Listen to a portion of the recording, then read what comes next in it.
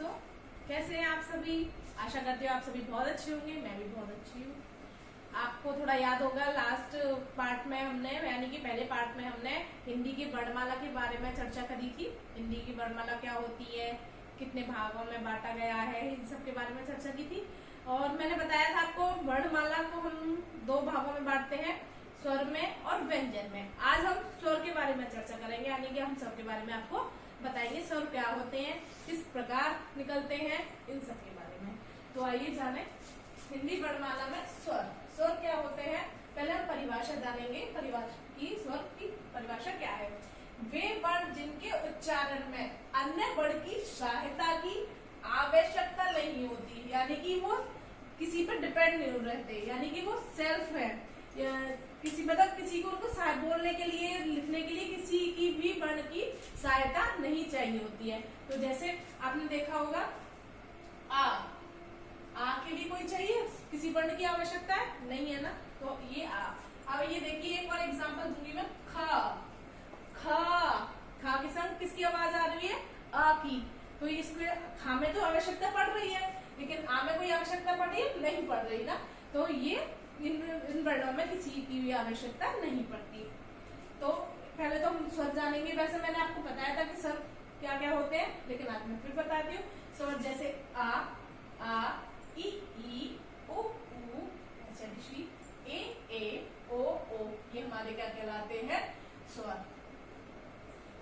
अब स्वर किस मतलब कैसे कैसे निकलते हैं इस बारे में बहुत सी बुकों में किस आधार पर इनको बांटा गया है स्वर को, लेकिन बहुत सी बुकों में 4 बताया, बहुत सी बताया, लेकिन मैंने जो निष्कर्ष निकाला है वो 5 का निकाला है कि हम 5 तरीके से स्वरों को निकालते हैं।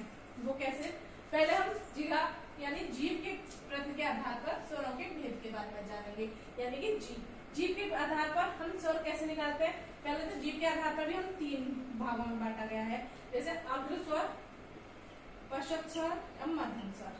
अग्र स्वर यानी कि जीव का जो आपका आगे का हिस्सा होता है ना, उससे बोले जाने वाले वर्ण को हम अग्र स्वर कहते हैं। जैसे ई ए ऋषि।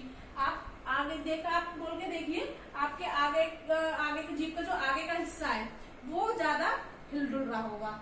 ई बोलने में, बड़ी ई बोलने में, छोटे ए बोलने में, ए बोलने में, इन सबको बोलने में आपका जीव का आगे का हिस्सा बोल रहा मतलब हिल रहा होगा।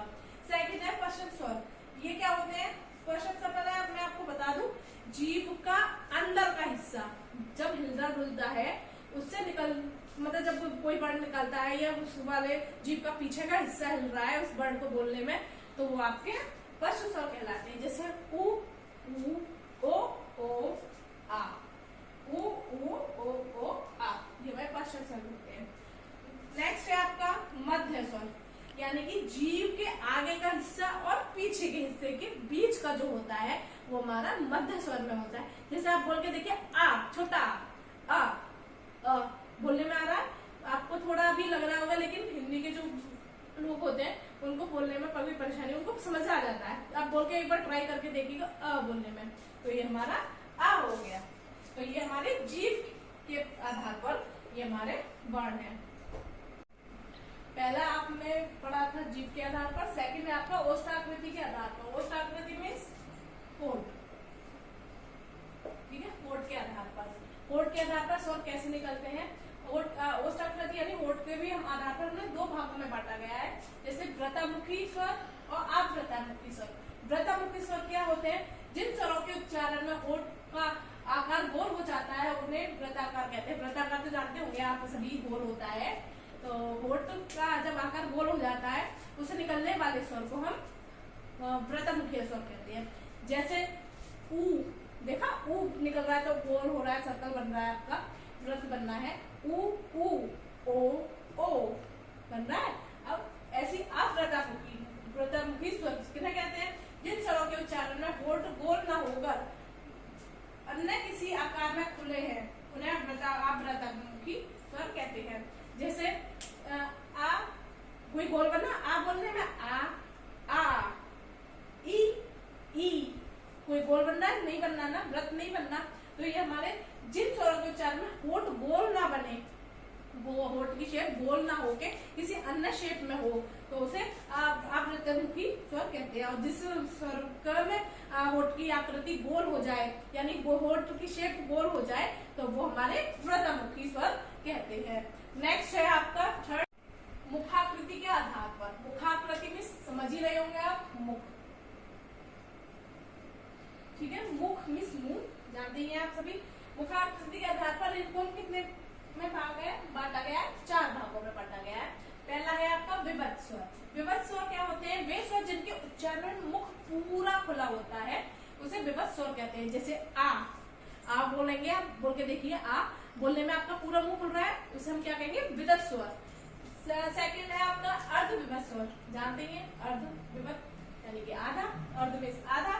जिन स्वरों के उच्चारण मुंह यानी कि मुख आधा खुला होता है या है, उसे अर्धविभक्त स्वर कहते हैं। जैसे अ, ए, औ बोलने में आ रहा है, आधा पूरा आ की तरह तो नहीं अ बोला जाता, अ, ए, औ बोला जा रहा है, तो ये हमारे अर्धविभक्त स्वर कहलाएंगे।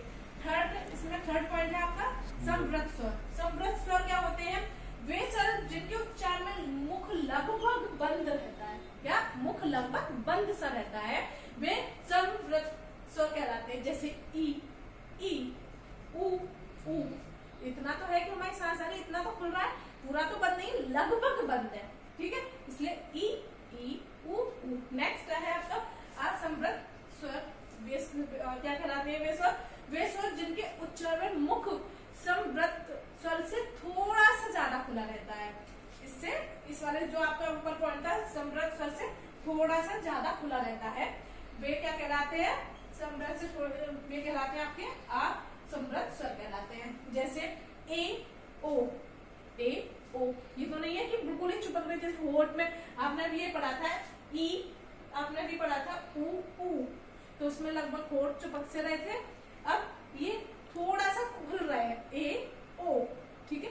नेक्स्ट है आपका फोर्थ है आपकी नासिका के आधार पर। नासिका मीन्स नाक, ठीक है, नाक के आधार पर। नाक के आधार पर हमने इसको कितने भागों में बांटा गया है, 2 भागों में। पहला है अनुनासिक स्वर और दूसरा है निर्नासिक स्वर। अनुनासिक स्वर क्या होते हैं, इन स्वरों के उच्चारण में ध्वनि मुख के साथ साथ नासिका से भी निकलती है, उन्हें अनुनासिक स्वर कहते हैं। जैसे कोई हम वर्ण बोल रहे हैं तो वो नाक और मुंह दोनों के साथ मिलकर निकल रहे हैं, उन्हें अनुनासिक स्वर कहते हैं।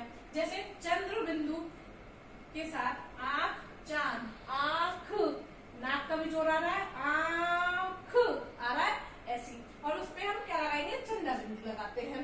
नेक्स्ट है मात्रा के साथ बिंदी। जब हमारे किसी रेखा के ऊपर मात्रा लगी हो, मात्रा लगी है, उसके साथ हम क्या लगाएंगे, बिंदी, यानी कि जैसे गैर, कैची, कै पे मात्रा लगी, कै, नाक का स्वर आ रहा है, नाक से आ रहा है, तो आपकी बिंदी लगी, कैची। नेक्स्ट है आपका निर्नासिक स्वर। इन स्वरों के उच्चारण ध्वनि केवल मुख से निकलती है, ध्यान रखिएगा, निर्नासिक में केवल मुख से निकलती है, अनुनासिक में नाक और मुंह दोनों से निकलते हैं। तो निर्नासिक में केवल मुख से निकलने वाली ध्वनि को हम निर्नासिक स्वर कहते हैं। जैसे आ, ई, ऊ, सारे आ, ई, ऊ जो निकल रहे हैं वो आपके मुंह से ही तो निकल रहे हैं, नाक का जोर तो नहीं आ रहा, नाक के स्वर से नाक का जोर आता है, तब वो नाक वाले यानी कि नासिका स्वर अनुनासिक स्वर में आ जाते हैं। नेक्स्ट है आपका लास्ट, आपका फिफ्थ है मात्रा उच्चारण की अवधि के आधार पर। इसको हमने कितने भागों में बांटा गया, वैसे तो 3 है, पर हिंदी में हम 2 में ही बांटेंगे, ह्रस्व स्वर और दीर्घ स्वर। ह्रस्व स्वर किसे कहते हैं, जिन स्वरों के उच्चारण में कम समय लगता है, अर्थात एक मात्रा लगती है, वे ह्रस्व स्वर कहलाते हैं। जैसे अ, ई, ऊ, ऋषि, आपने इसकी कोई मात्रा होती है, एक ही तो मात्रा लगती है, 2 तो मात्रा नहीं लगती, तो हमारे बोलने में भी कम समय लगता है, अ, ई, ऊ बोलने में कम समय लग रहा है, तो ये हमें ह्रस्व स्वर में कहलाए जाएंगे। सेकंड है आपका दीर्घ स्वर। दीर्घ स्वर क्या होते हैं, जिन स्वरों के उच्चारण में ह्रस्व स्वर की अपेक्षा 2 गुना समय लगता है, अर्थात 2 मात्रा लगती है। जैसे आ, ई, ऊ, ए, ओ, औ बोलने में देखो, जैसे ह्रस्व स्वर में अ कम समय लगा, आ ज्यादा समय लगा, यानी कि उसकी अपेक्षा इसमें ज्यादा समय लगा, तो उसको हम क्या कहते हैं, दीर्घ स्वर कहते हैं।